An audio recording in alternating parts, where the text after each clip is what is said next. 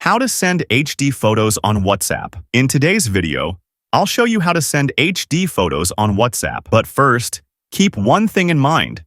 You can only send photos in HD quality if they are already in HD. If a photo is not in HD, you won't be able to send it in HD quality. Now, let's see how you can do it. First, open WhatsApp and go to the chat of the person you want to send the HD photo to. Tap on the camera icon and select the photo you want to send.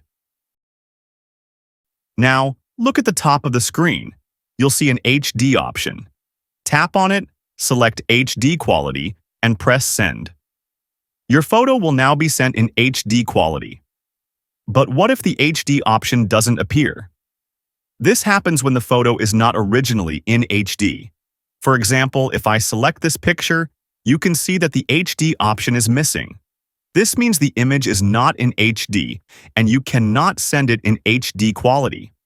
So, always check the photo's quality first before sending. If this video is helpful for you, don't forget to like it, subscribe to the channel.